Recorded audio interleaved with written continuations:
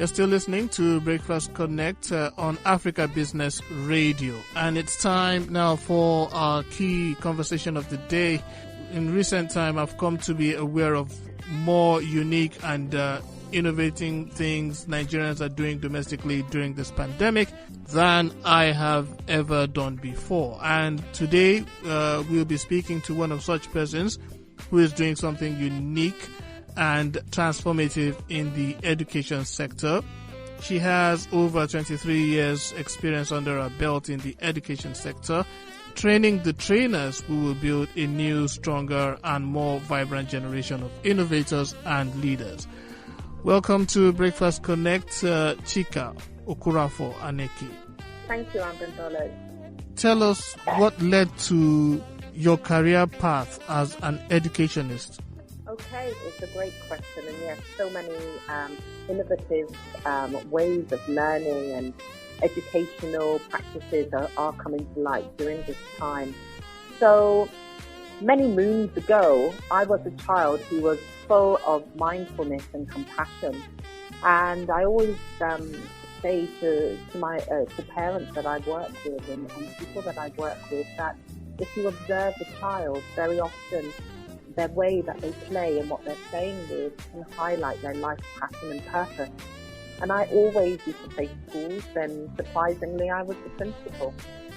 I also loved science and dancing, and my father wanted me to be a doctor, and my mum wanted me to be creative and happy, and I went on to study physiology, which was a bit of a compromise, but it looked at how the body moves, the psychology, the anatomy, the biochemistry of us being human. And one day I saw an advert to actually get paid to train as a science teacher due to a national shortage in the UK. And after an interesting conversation, the rest is history. I became a teacher. Looking back, I was only 10 years older than some of the secondary children I actually taught at that time. But it quickly became, and I realized it was my passion and my purpose. And as an educationist, I'm blessed now that I can work with education as it evolves, as it becomes more powerful, more multidimensional, because we transform at every life stage through education, through our careers, relationships, and so on. Everything is always changing. And we learn from every moment, whether that's pleasant or unpleasant. And it really helps us to gain true excellence. So turning towards our lessons, not fighting and repeating the same old things that we do, expecting a change. It's great now to be working with Learnomic on lifelong learning and mindful learning as a transformational game changer. Interesting. So you were a teacher for almost a decade, or in the in the UK. What made you, return to Nigeria to continue along this career path? Because I would suppose that it's maybe more fun, and then there are more the infrastructure, for the profession is a bit better there. But why did you choose to come back to Nigeria? Okay, yes. So I'd lived and worked in the UK for over 30 years before coming to Nigeria to live, and it wasn't a return, it was an exciting new adventure to come back to my fatherland, where I visited on holidays but never lived. Was really an exciting adventure. You see, I really do believe that life only changes if you make a change. And I'd got to a very high point in my teaching career in the UK and really felt I needed a challenge. It had been all career, not so much a personal focus. And so, I came to Nigeria. I became a UNDP diplomat, a technical advisor, and as a head teacher, which is really the top of the game. So coming back to Nigeria really did propel my career even higher. to be able to set up an international accredited and celebrated award-winning school here in Nigeria for Nigerians, all before I was 36 was, one of the most amazing things I could have ever done. And I'm sure my dad up in heaven would have been very proud of me, because this all happened a year after his passing. So, it was really divinely guided. And, then it became, a family time, my 40s, and, another new chapter to undertake. Interesting. Now, a quick look, at your, at some of the things that you're doing, it shows that you are also described as a mindfulness advocate. Now, for those of us who are learning more about the many paths to life, what does it mean to be a mindfulness advocate? Thank you, and thank you for calling me that. It's a wonderful, accolade and a wonderful string to my bow that I've been practicing mindfulness now since I was a very young child. Mindfulness and being a mindfulness advocate is very much bringing the awareness to children and adults that we all need to be taking care of our mental health. We often forget that we are, as human beings, a mind and a body connection. We have those two, and they connect very strongly to one another. And we work on our bodies and our exterior so much, and we often neglect our minds and our mental health. So mindfulness is not hard. It teaches you to be present and brings really a lot of amazing mindful moments. It's not a therapy, and I'm not a therapist. We don't aim to fix anything or anybody, but it's so therapeutic, and you certainly get your life and your happiness answers from it. So it's really about bringing that awareness. Many leaders, companies and businesses from around the world are using mindfulness, and it's making them more and more successful. Parents can use it to parent mindfully. We are born very mindful as children, very aware of our feelings, our emotions, our behavior. But as we get older, we kind of lose that mindfulness. Life can really get in the way, because to be mindful, you have to remember to be mindful. And the mindfulness, I'm really trying to teach the plethora of skills and tools and teachings and practices. They're taken from the ancient Eastern part of the world, but nowadays it's more mainstream, it's secular, non-religious, and really it is the transformation and self-growth, backbone. It's this awareness. We have to find our brave to be aware. We have to embrace the mindful learning tools to become aware. And it's really about paying attention in a particular way, on purpose, in the present moment, non-judgmentally, as though your life depends on it. And that comes from John Kabat-Zinn. It's a quote from the man who really brought mindfulness to the notice of the world. And it can be as simple as just stopping. You could try it, Ambambola. Just take a moment to notice your breath and your breathing. The sounds around you. The thoughts you have. We have 60 to 70 thoughts a day. We're not trying to change anything. We're just noticing and observing with curiosity and a friendliness to ourselves. Our breathing, sounds around us right here as we're talking to one another. Just noticing. Our mind and our body connect. And then, proceeding more mindfully throughout your day, just noticing things that you probably have never noticed before. I'm taking that breath right now, and I'm just pausing, and well, that's something new I've just picked up now. 70 thoughts per day. Maybe I'll make a mental note and try to catalog all my thoughts on a daily basis. Yes, don't think about them too much. Let them come and go. All right. 60 to 70,000 is a bit too many, and we get caught up in our thoughts too much. It's quite a lot.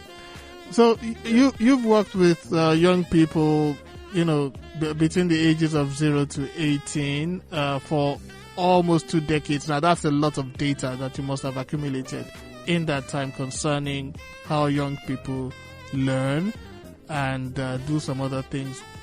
In that time, what would you say is or are some of the key challenges young people face that affects their ability to learn, or spurs, or kind of either positively or negatively affects their ability to learn? Yeah. Well, definitely it's the awareness of one's talent.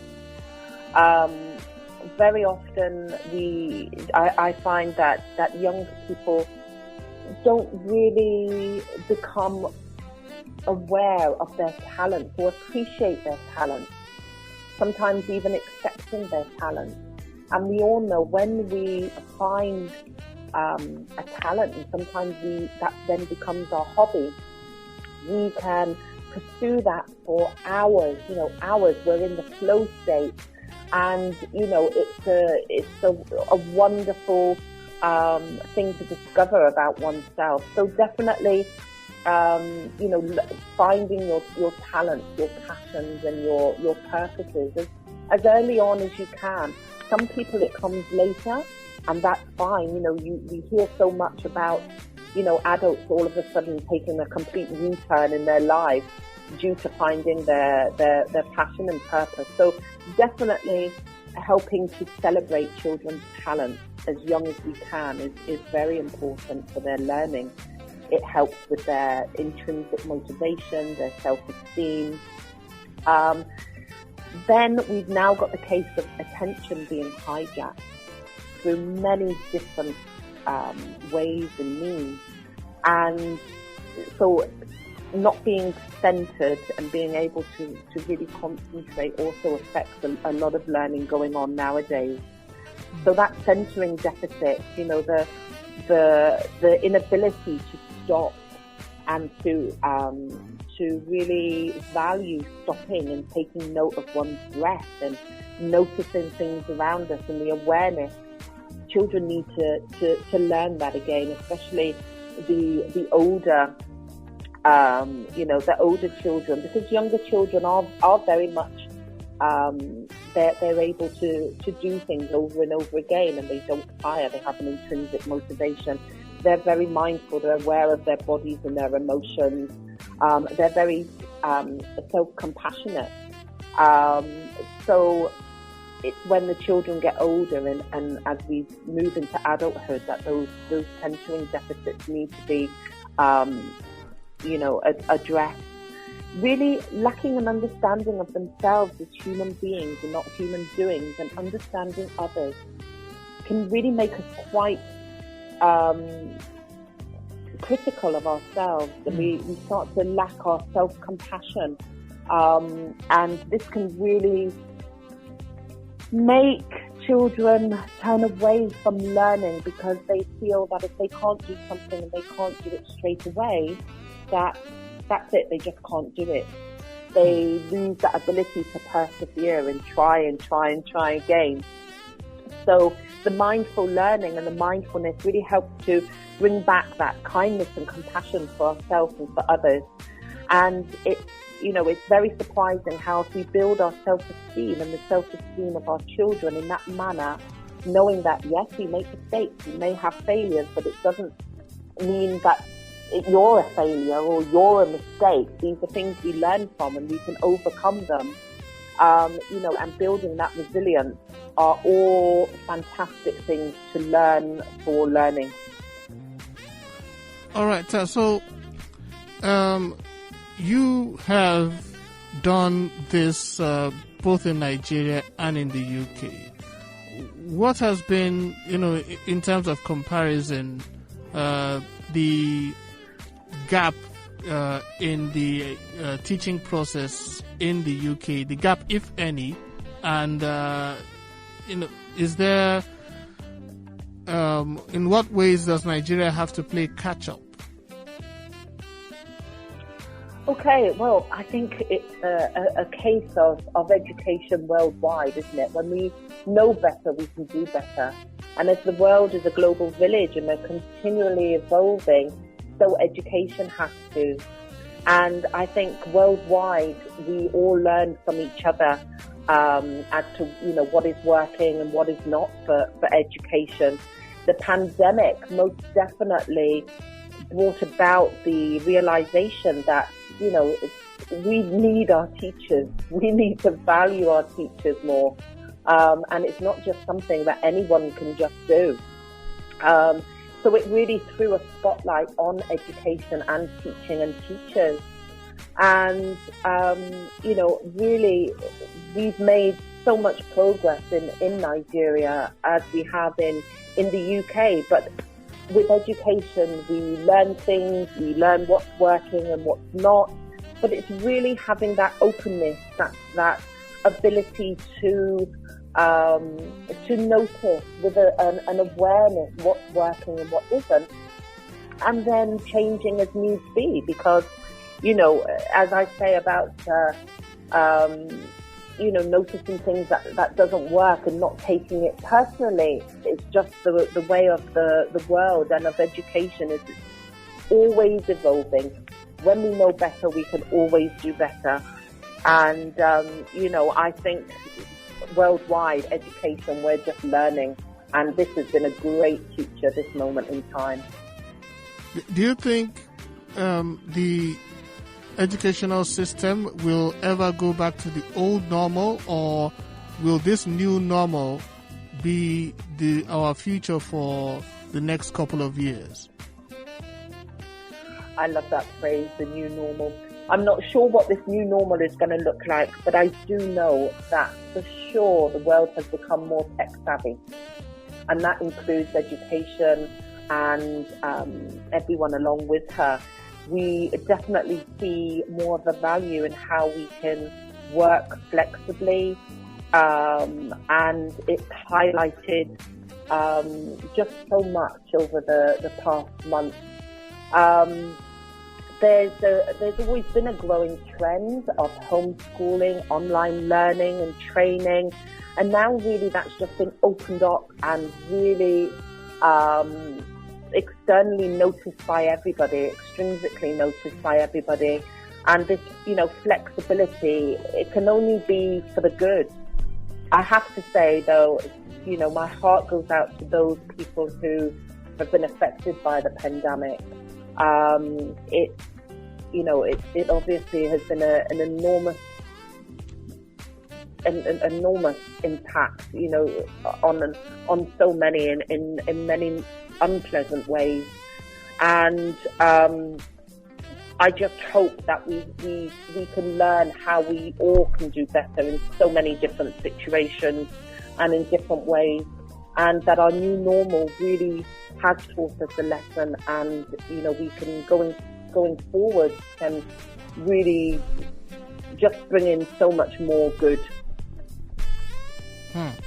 Now, let's talk about homeschooling. What's your position on homeschooling, especially with this pandemic now making it something a bit more attractive to probably caregivers and parents? Yeah. Well, homeschooling is, I think, a whole conversation we could have another time, Paula. But it depends what you mean by homeschooling, because obviously we're not necessarily homeschooling at the moment. We're home educating. We still have if we're blessed enough to, because not everybody is getting access to any form of school, during the pandemic. And, my heart goes out to those who are not able to continue with any form of education. But those who are, blessed to have access to online learning, it's still being done by external facilitators. And as parents, we're kind of just watching over and supervising. You know, homeschool traditionally is parents teaching the children, giving them opportunities and very different type of schooling than would be provided by school. And, you know, there are a huge number of very successful people who have been homeschooled. And it really comes back again to family values and what you really want and what works for you. And where, you know, we are in the world now that allows flexibility. Children are allowed to be homeschooled, and you know, it works, and it can work for so many, and it's wonderful. Face-to-face homeschooling, home education, you know, it's a child's right to be educated, and as long as, you know, we're getting children educated in one form or another, then that's all good. Well, fantastic. I really wish we could continue, you know, having this conversation. And like you said, homeschooling, you know, should be a standalone discussion all on its own. Maybe we'll find time to do that on another day. Oh, thank you. It's been wonderful talking to you, Ambimbola. Yes. And thank you for having me on. Thank you so much for the pleasure of your time. Thank you so much. All right, so we'll give you a call maybe at a future date to see how far the learning process is going as the pandemic, you know, either lingers or wanes. Yes, we're waiting with bated breath to see what's going to happen, because what would have been the start of the new term is fast approaching, so we're all waiting to see. But again, we need to make sure that everybody stays safe, and you know, that is of utmost priority. Yeah, most definitely. Thank you once again, and okay, all right. Thank you, Ambimbola. Bye. Take care. Stay safe. Stay safe as well.